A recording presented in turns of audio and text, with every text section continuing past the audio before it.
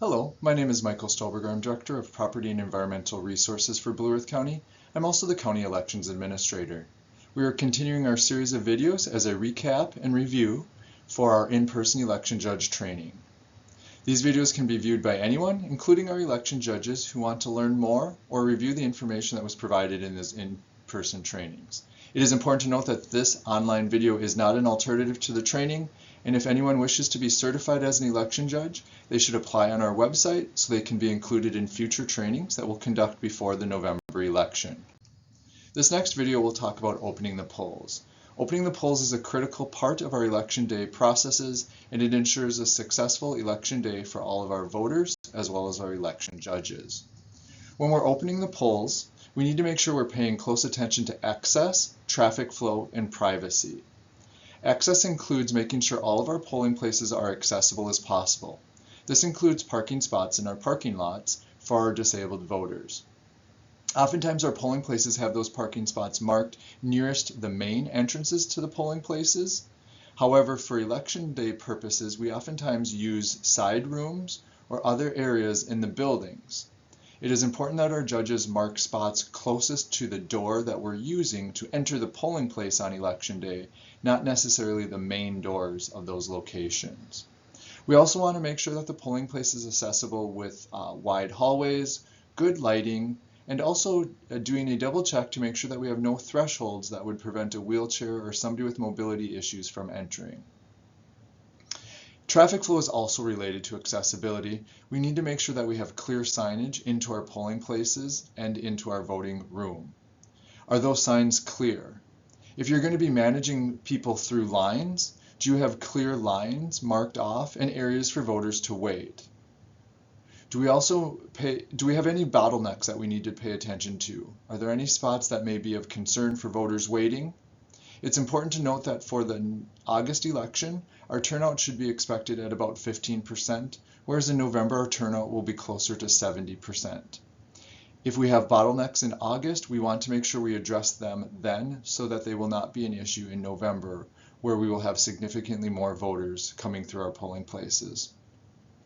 Lastly, but most importantly, we need to make sure that we're addressing privacy throughout the entire election day, and this includes at the beginning of the day when we're opening the polls. Do you have your voting booths and voting stations set up with privacy in mind? If there's a flat, stable surface for voters to vote on, is there some privacy assured around that? And then we'll also talk about the express vote. That is our assisted voting device, and we want to make sure that there's privacy assured for voters using that device. As you'll see on the center of the slide, it is critical that our polls open at 7 a.m. There are no exceptions to this state rule. All polls in the state of Minnesota open at 7 a.m. for our major elections, and in Blue Earth County that applies to the August 13th primary and the November 5th general election. Regardless of your equipment status in terms of working or not working, whether or not judges have shown up or we have missing judges, there is no exception to the 7 a.m. open of the polls rule. There are some other specific items that our election judges and our head judges will be working through on election morning to make sure that the polling place is set up specifically according to state law and county instructions. Use the provided checklists and other information sheets that your head judges and the judge teams will have to make sure that you're successful in your opening of the polls. This is going to require you working as a team to complete all the tasks that must be done between that 6 a.m. arrival time and the 7 a.m. opening of the polls. Most importantly, we need to make sure all judges sign the oath of election judge before they begin their work on election day. And then we also need to make sure that an American flag is posted by the entry to the polling place. Remember, we sometimes use an entry door that is not the main or primary front door. And so judges will have an American flag provided to post near the door closest to the entry to the voting room. We already talked about designating disability parking, and we also talked about making sure that we've marked the most efficient and accessible route to the actual polling place room. We'll talk about setting up the equipment in the next couple of slides, and then we also want to make sure that we have enough ballots prepared for that initial run of voters at the beginning of the election day. We'll talk about that more in a later slide as well. Lastly, on this slide, it is important that our judges remember to wear a name tag. Your name tag will have your first name only It'll never list your party since that's private information, but your name tag is going to be critical to helping us secure the polling places as a very clear visual prompt for election judges to know who is allowed to be in the polling place. We'll talk more about that in a later video. Also remember that name tag will have your photo on it as well as a photo identification so that voters can be comfortable that you are supposed to be in the polling place and have been certified as an election judge. Okay, let's talk more about setting up the equipment. There are 3 primary pieces of equipment that will be in all of our polling places on Election Day across the county. The first piece of equipment is the ballot counter. It's also known as the DS200 or a tabulator. It is a requirement in state law for 2 judges, one of each of the 2 major political parties, to participate in setting up this equipment. One of the most important things we need to do is start this early so that we can help troubleshoot any issues that may arise. Another important thing we need to do with this is to make sure it is plugged into a power outlet that is working. It is important for this piece of equipment to be plugged in before we begin the setup process. All of the instructions are step by step, and they actually are provided in pouches that live on the back side of the DS200 ballot counter. There you'll find opening instructions and you'll also find our closing instructions, and if the 2 judges work through that, they will be successful in the opening of the ballot counter.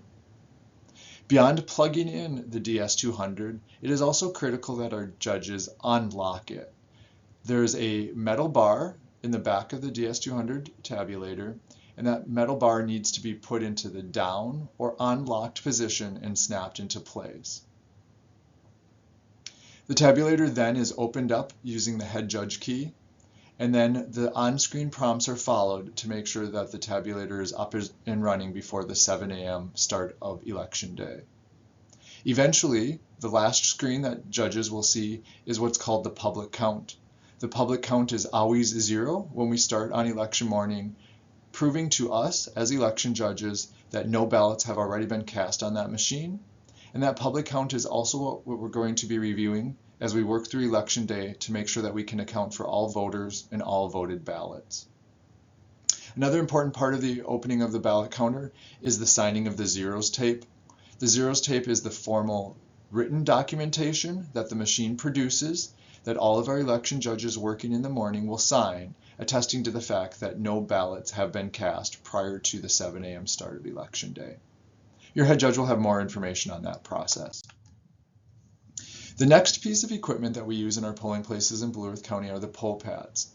The poll pads are our electronic rosters where we check in registered voters, and they're also our election registration devices. This is how voters who are registering on Election Day will provide the information required to prove their eligibility to vote and their place of residency and their identity before we're able to issue them ballots. The poll pads will help election judges through that entire process. The poll pads can be set up by any judge. Party affiliation is not required for this task. Setting up our poll pads are essentially matching up colored dots. That allows it to be mounted on the stand, and it allows us to make sure that we have all of the attachments correctly added to the iPad. These also need to be ready at 7 a.m. and must be connected to power at all times. They do operate on batteries, but we want to make sure that we have power available to ensure that they function throughout the entire election day. Essentially, an election judge will match up all the color-coded dots, will verify that the poll pad number matches the poll pad printer, and then we will have them set up in the polling place to be ready at 7 a.m. Your polling place may have 4 of these, may have 6 of these, 8 of these. It really depends on the number of voters expected to come through your polling place on Election Day. Your head judge will help manage the number of poll pads to set up as you're getting ready. One other part of our poll pads is a secure hotspot. Every polling place will have one hotspot, and that hotspot needs to be set up so that we can transmit data back about voters to ensure that no voters vote more than once in Blue Earth County. You'll follow the instructions that are included in the hotspot kit. It essentially means attaching a couple of antennas to strengthen the antenna's power.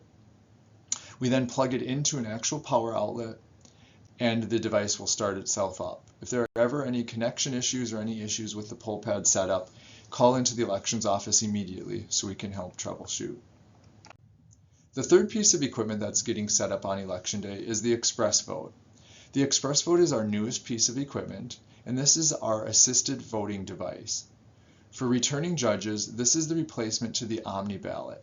The Omni Ballot was a different assisted voting device. It came in a gray suitcase and had a very large printer that was attached and connected to it. The Express Vote is back to an all-in-one solution that allows any voter to vote as independently as they'd like, and it actually produces the voters' selections after they've made them on screen or using a tactile device onto a ballot card that can be read by our DS200 tabulators. To set up the Express Vote, we absolutely need to be certain this device is ready to go at 7 a.m. It can be set up by any election judge. Party affiliation does not matter. The setup for this device is quite easy. There are a couple of connections that need to be made for power and for headphones, and we use a color-coded dotting system on this as well. Your head judge will essentially open a side compartment that gives access to an on and off toggle switch. The head judge will turn that to the on position, and the Express Vote will power up. It does take a few minutes for the Express Vote to power up, and so do not be worried as it works through some warm-up and loading screens. Once all the screens have been followed, essentially resulting in an OK to open the Express Vote, your machine will be ready for voters. We need to ensure privacy of the screen. We need to make sure that we have a chair nearby, and we also want to manage cords and other trip hazards. Be sure your headphones are plugged in so that a voter who has a visual impairment can use an audio prompt to successfully complete their ballot and voting process independently. One other very important task as part of our opening of the polls is to prepare ballots. As election judges, you will be certified a total quantity of ballots for your precinct. Those ballots will come in shrink-wrapped packs of 50, or in some instances 25. However, you need to account for all ballots throughout the entire election day. That includes the start of the election day where you're preparing an initial supply of ballots for the first voters who will be arriving in the morning. When we certify you a total count of ballots, you must then take responsibility for each of those individual packets to be able to prove what has happened to all of your ballots in the polling places to balance back to that original number. Say, for example, we gave you 1,000 ballots. You might have more, you might have less, but we'll use 1,000 for our example. Those 1,000 ballots come in pre-shrink-wrapped packets of 50 or 25, as I already mentioned, and as you begin to open those packets to use them throughout Election Day, you must be absolutely certain that you've accounted for every sheet of paper in that shrink-wrapped packet.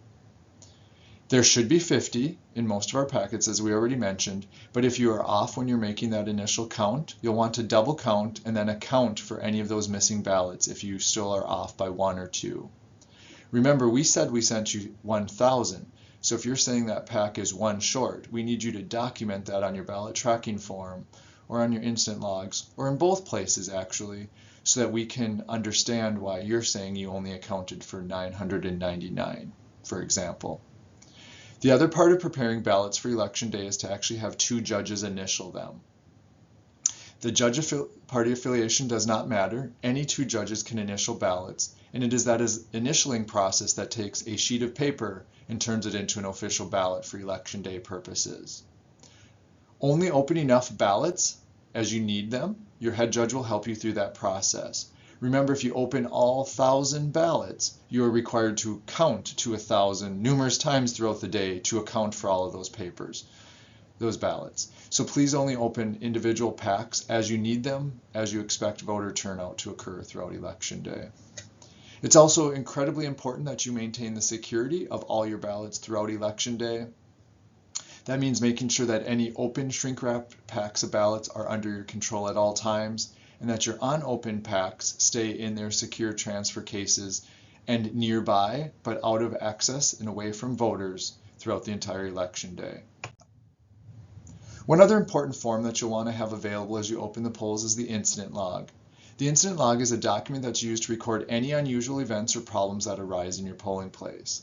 This is your official record of the polling place, and it really serves as a journal to help you remember and reconstruct the events of Election Day if we would have a contest or challenge to our election, or for any reason we need to recreate the events and answer questions. These documents can be used by legal authorities, so please be sure to be factual and be complete. However, opinions should not land on the incident log.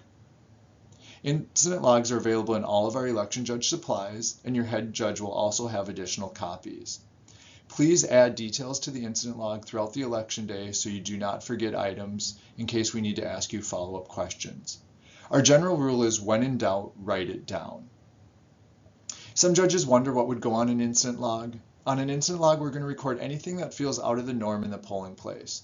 So that would be any instances where voters are being difficult or challenging, any times where you need to escalate an issue to the head judge. It also might involve any campaigning occurring in the polling place, and we'll talk more about that later. And it'll also include any abandoned ballots or spoiled ballots. Those are two items that we'll also talk about in a later presentation. Again, this is a recap and review video. It is not a replacement to training, and so we wanted to point out some additional resources for our election judges or anyone watching this video. Remember, the Secretary of State has training materials, but so does the Blue Earth County Elections website. The Blue Earth County Elections website is also where you would sign up if you wish to be fully trained so that you can work in the November election. We have also made available the Election Judge Guide through the Secretary of State's website, and it also links on our website. That is the all-encompassing document that our election judges can use on Election Day, in addition to all the materials we make available specifically for our Blue Earth County judges. If you have any questions, please reach out to us. We'd be happy to answer them. Thank you for watching this video.